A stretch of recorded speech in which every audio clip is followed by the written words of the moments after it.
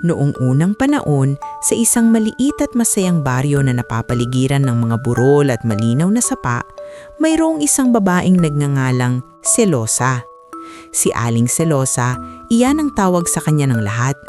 Hindi naman talaga iyon ang tunay niyang pangalan, pero dahil sa kanyang kakaibang ugali, iyon ang nakasanayang itawag sa kanya.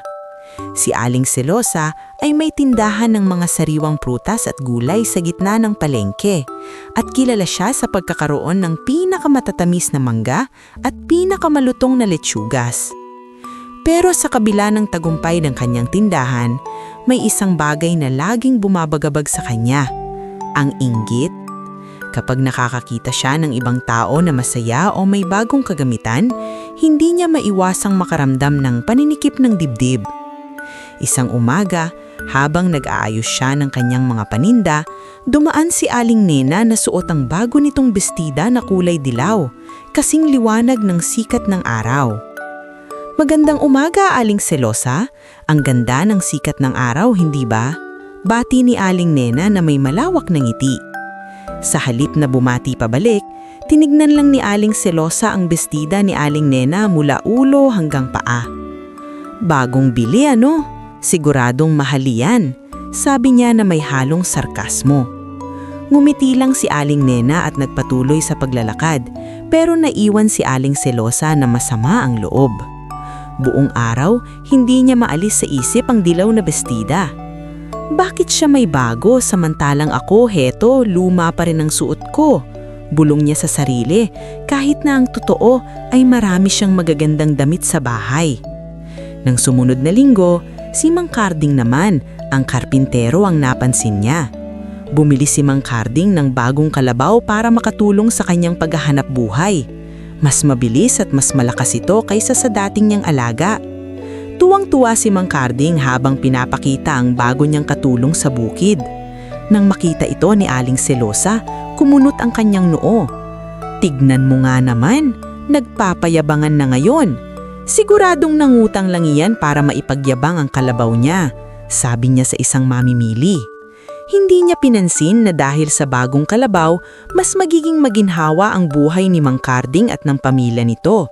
Ang tanging nakita niya ay mayroon itong bagay na wala siya. Ang kanyang pagiging selosa ay hindi lang sa mga materyal na bagay. Minsan, narinig niyang pinupuri ng mga kapitbahay ang galing sa pagluluto ni Aling Rosa.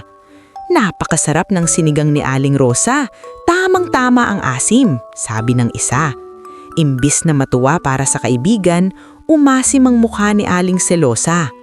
Kinabukasan, nagluto siya ng sandamakmak na sinigang at pinamigay sa buong kapitbahayan. "Tikman ninyo, mas masarap ang sinigang ko kaysa kahit kanino," pagmamalaki niya.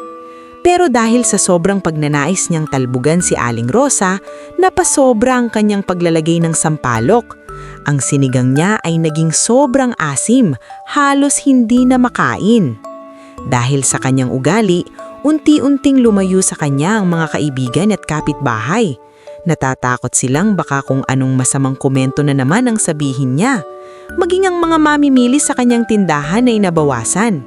Mas gusto na nilang bumili sa ibang tinderang palangiti at magaang kausap.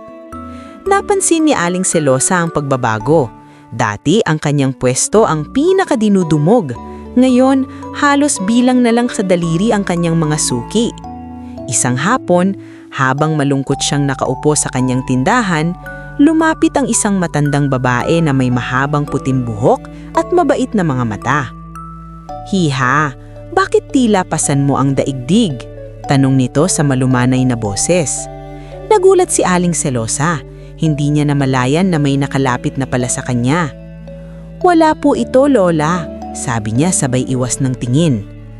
"Alam mo, ang inggit ay parang isang anay.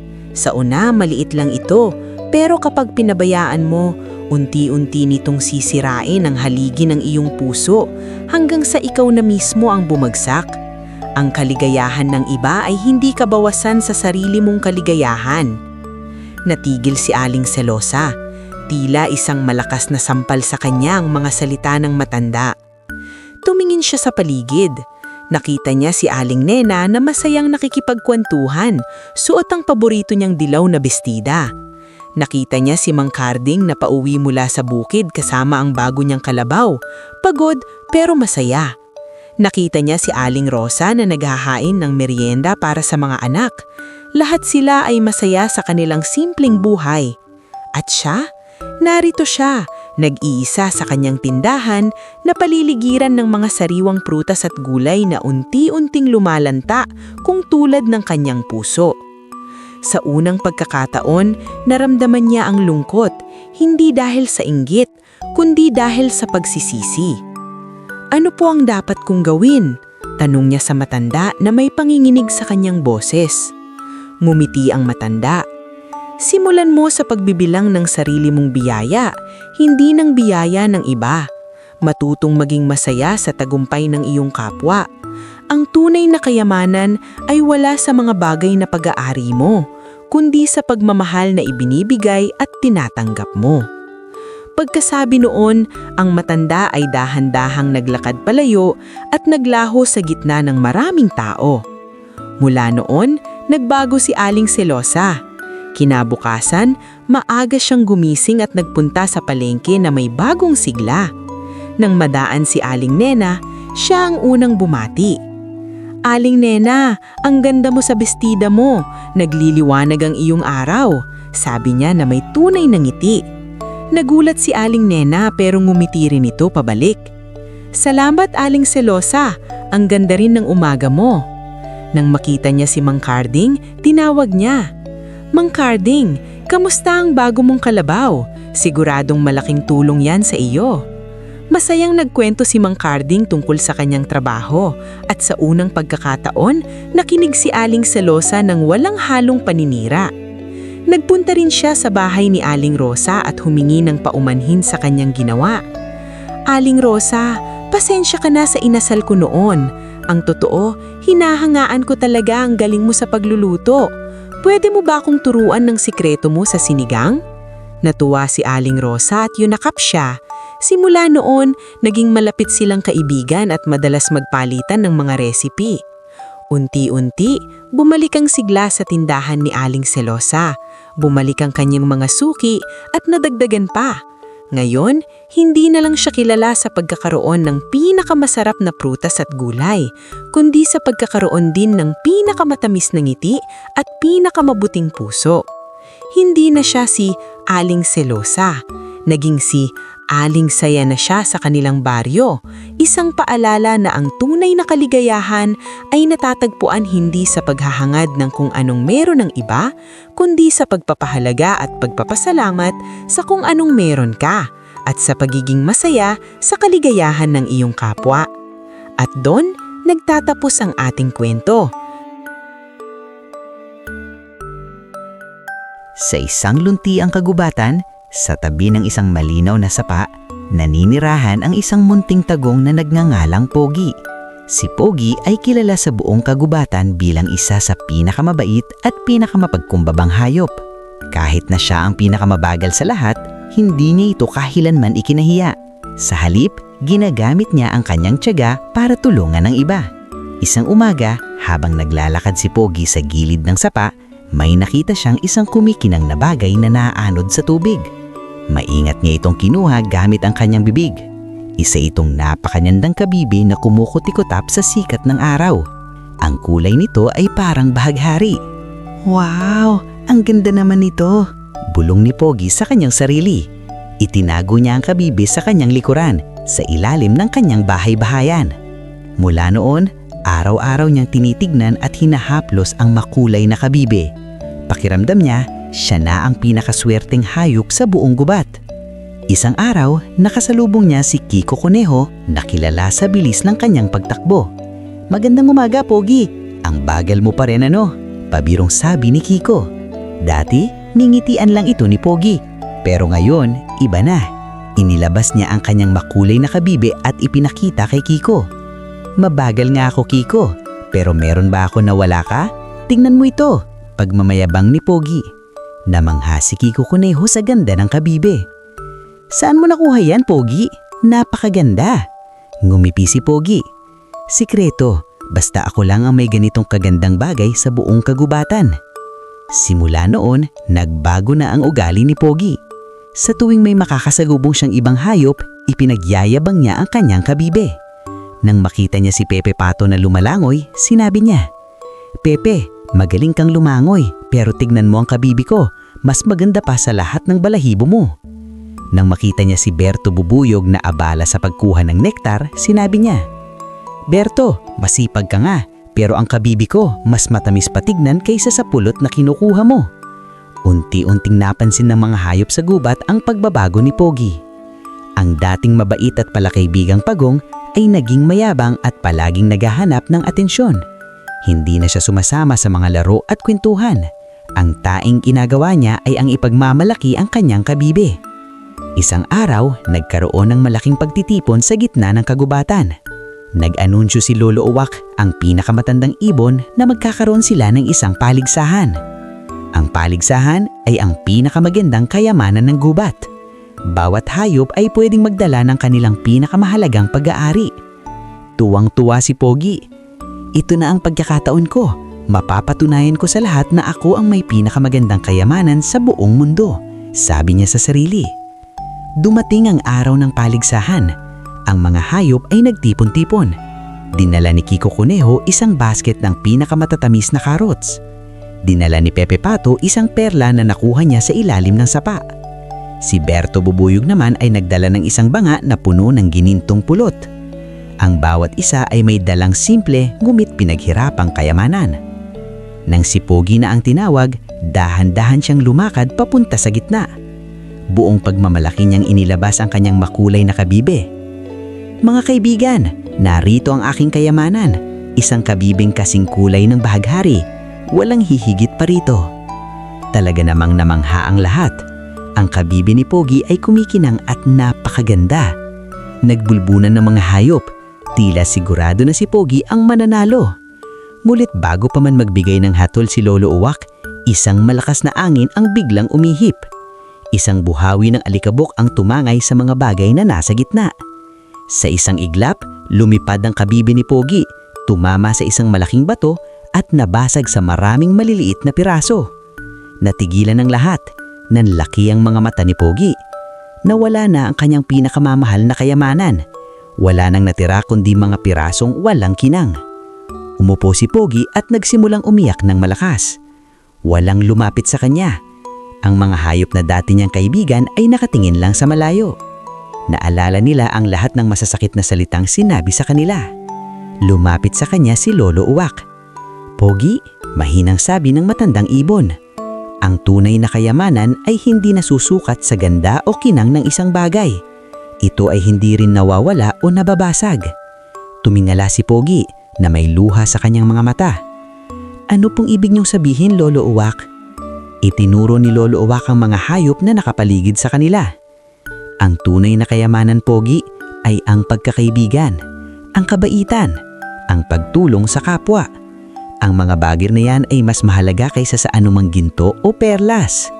Ang kabibi mo ay nawala, pero ang mga kaibigan mo, nandyan pa rin sila, naghihintay na bumalik ang dating Pogi na kilala nila." Napag-isipan si Pogi, napagtanto niya ang kanyang pagkakamali. Dahil sa isang makulay na kabibe, tinalikuran niya ang kanyang mga kaibigan. Naging mayabang siya at nakalimutan niya ang halaga ng pagpapakumbaba. Dahan-dahan tumayo si Pogi.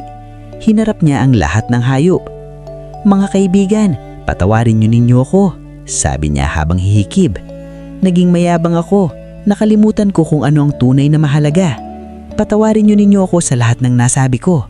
Sana'y matanggap niyo ninyo ulit ako bilang kaibigan." Isang sandali ng katahimikan ang bumalot sa gubat.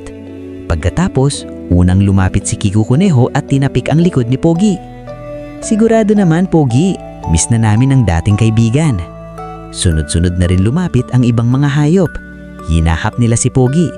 Muling napuno ng tawanan at saya ang kagubatan. Mula sa araw na yun, bumalik sa dati si Pogi. Naging mabait ulit siya, mapagkumbaba at higit sa lahat, isang mabuting kaibigan. Natutunan niya ang isang mahalagang aral. Ang tunay na kayamanan ay hindi nakikita ng mga mata, kundi nararamdaman ng puso. At dyan nagtatapos ang ating kwento. Tandaan mga kaibigan, ang pinakamahalagang bagay sa mundo ay hindi ang mga material na bagay, kundi ang pagmamahal at pagkakaibigan. Sa isang maliit at masayang bayan, doon nakatira ang isang batang babae na nangangalang Nene. Si Nene ay kilala sa buong bayan dahil sa kanyang busilak na puso at matamis na ngiti.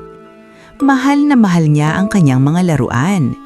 Mayroon siyang mga manika na magagara ang damit, mga bolang tumatalbog ng mataas at isang maliit na set ng luto-lutuan na parating niyang gamit.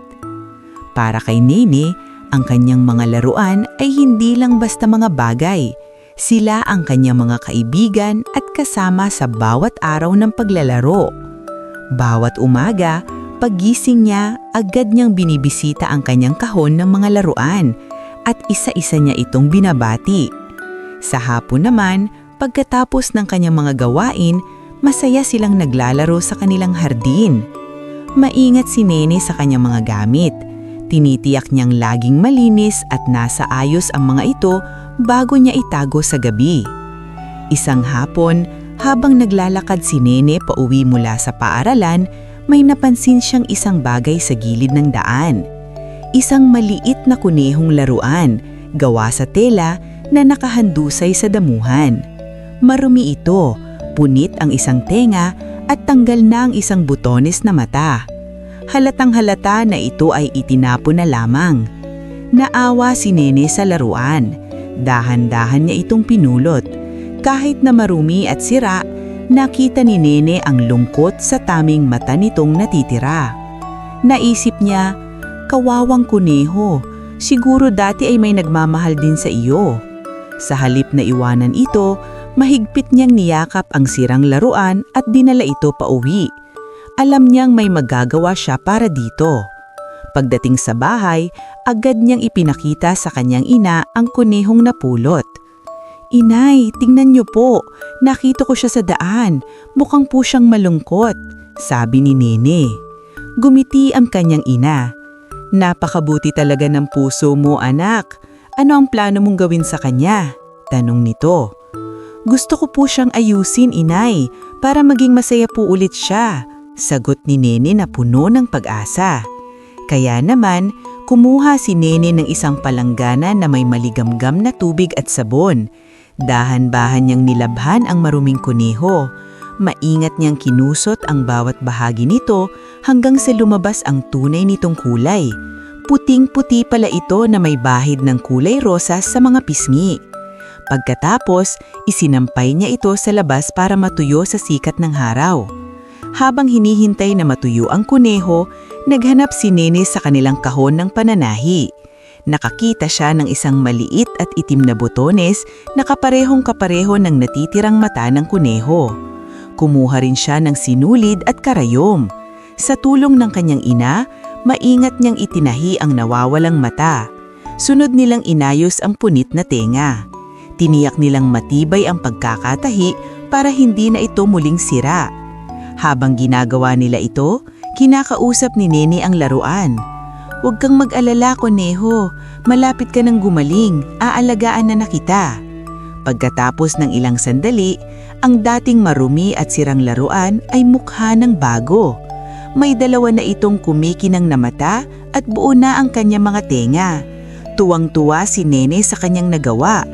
Niyakap niya ng mahigpit ang kuneho. "Mula ngayon, ang ipapangalan ko sa iyo ay Kiko. Si Kiko ang aking matapang na kuneho," masayang sabi ni Nene. Mula noon, si Kiko na ang naging paboritong laruan ni Nene. Isinasama niya ito kahit saan siya magpunta. Kapag naglalaro siya kasama ang kanyang mga magagarang manika, laging nasa gitna si Kiko. Kapag natutulog siya ng gabi, si Kiko ang katabi niya at mahigpit niyang yakapan. Ipinagmamalaki niya si Kiko sa kanyang mga kaibigan. "Ito si Kiko," sabi niya. "Nakita ko siyang sira pero inayos ko. Ngayon, siya na ang pinakamahalaga kong kaibigan." Hindi na mahalaga kay Nene kung saan nanggaling si Kiko o kung dati itong itinapon.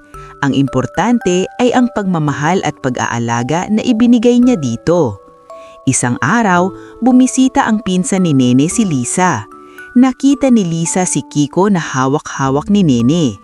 "Bakit yan ang paborito mo? Mukha namang luma," sabi ni Lisa, sabay turo sa kanyang bagong-bagong robot na umiilaw at tumutunog. "Bago man ang laruan mo, si Kiko naman ay espesyal sa akin," sagot ni Nene. Dahil hindi naman sa ganda o sa pagiging bago na susukat ang halaga ng isang bagay, kundi sa pagmamahal na ibinibigay natin dito. Hindi naintindihan ni Lisa noong una, pero nang nakita niya kung gaanong kasaya si Nene habang yakap-yakap si Kiko, unti-unti niyang nauunawaan ang sinasabi ng kanyang pinsan. Ang isang laruan ay nagiging espesyal dahil sa mga alaala at pagmamahal na kasama nito. Ang kwento ni Nene at ng kanyang sirang laruan ay kumalat sa kanilang lugar. Maraming bata ang natutong pahalagahan ang kanilang mga laruan, bago man o luma. Natutunan nila mula kay Nene na ang pag-aalaga at pagmamahal ay kayang gawing bago at maganda ang anumang bagay na mukhang sira o walang halaga. Si Nene sa kanyang simpleng kabaitan ay nagbigay ng isang mahalagang aral sa lahat. Ang tunay na halaga ay hindi nakikita sa panlabas na anyo, kundi sa pagmamahal na nagmumula sa puso. At si Kiko, ang dating sirang laruan, ay habang buhay nang naging simbolo ng pag-asa at pagmamahal sa munting bayan nila Nene. At doon, sa piling ni Nene, si Kiko ay hindi na kailanmang muling naramdaman na siya ay itinapon o pinabayaan. At dito nagtatapos ang ating kwento. Sana ay nagustuhan nyo ang kwento ni Nene at ng kanyang sirang laruan. Laging tandaan na bawat isa sa atin tulad ng mga laruan ay may kanya-kanyang halaga. Ang pagmamahal at pag-aalaga ay kayang ayusin ang anumang sira. Salamat sa panunood. Kung nagustuhan nyo ang kwentong ito, huwag kalimutang mag-like, mag-share at mag-subscribe sa aming channel para sa mas marami pang kwentong pambata. Hanggang sa muli!